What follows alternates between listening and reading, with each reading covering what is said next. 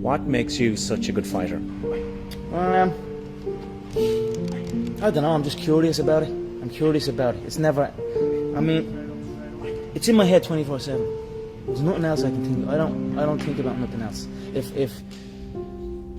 And that's it, I'm just curiously fascinated with it, and I can't stop thinking about it. Everything I do in my life is related to this. I don't do nothing else if it's not got to do with fighting. You know what I mean? And that is why, you know what I mean? To be truly good at something, all you've got to do is show up. Is that not unhealthy? I don't know. Do I look unhealthy? Take a look at this physique. I'm in phenomenal shape, in body and mind. To me, what's unhealthy is living an unhealthy life. To me, what's unhealthy is getting up and going through the same day every day of your life, 9 to 5, in an office or in a, you know what I mean? That's unhealthy. That beats your mind. I don't work.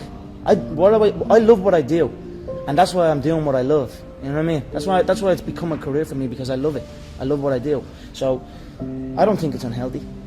I feel good in my mind. I mean, it's my life.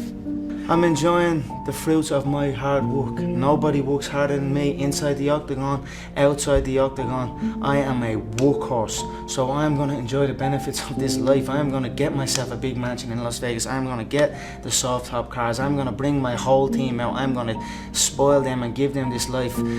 Big steaks that size, we're eating every single night each. We're eating good, we're living good.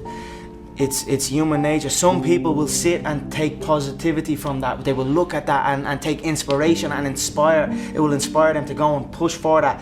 Others will shell up and critique it and be negative towards it. But one thing is for sure, those people will stay where they are. The people who take inspiration from it will rise up and also one day experience that life. So this is human nature. Some go one way, some go the other way. But I am enjoying my money, my hard-earned money that I have dedicated my life to. I was always getting pestered. What are you doing with your life? You're doing this, doing that.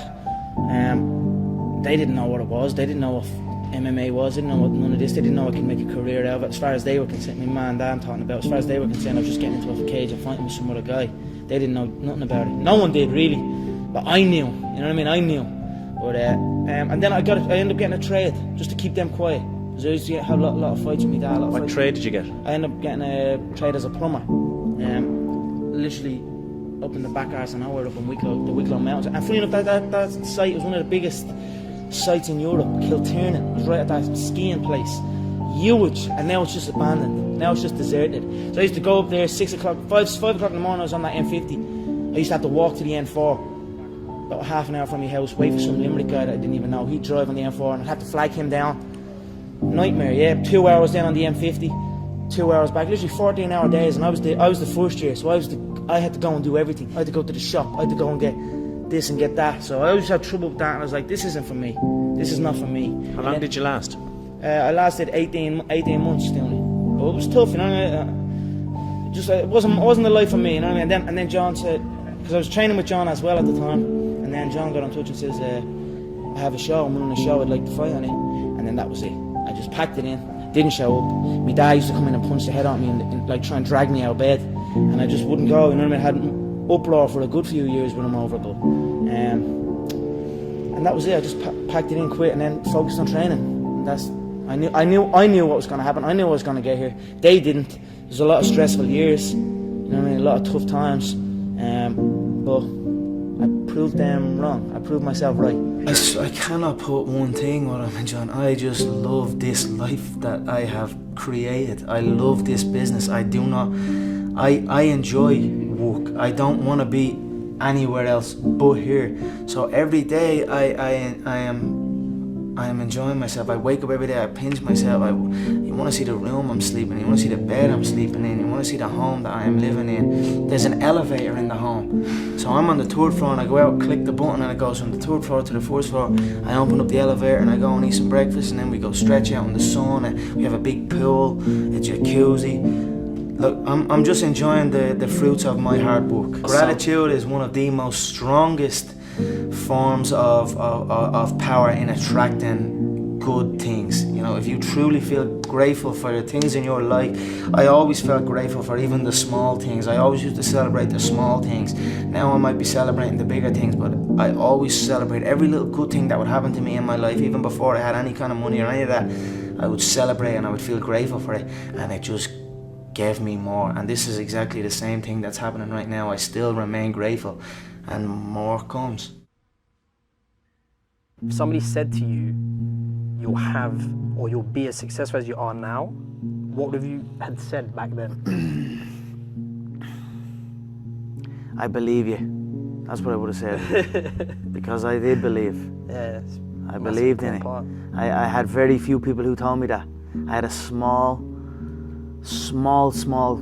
group of people that would tell me something like that.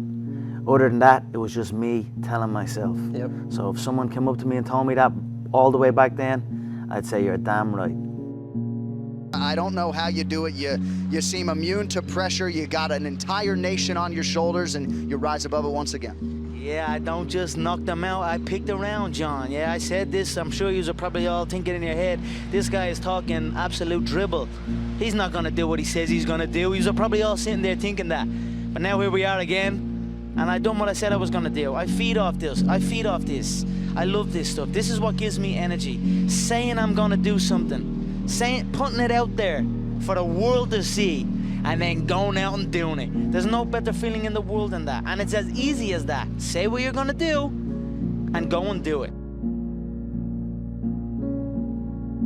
When you're chasing your dream, and when you're working hard, chasing something you love, and completely dedicated, it just happens. You can't really notice it. You know, even still to this day, I'm in an amazing position in my life, but I'm still working like I'm not. I'm still working like I'm not in this position. Absolutely. I'm still working like none of this is even. You know what I mean? Yeah. It's just something I love to do, and I just keep pushing. I keep working hard. I can't pinpoint an exact moment for you, but yep.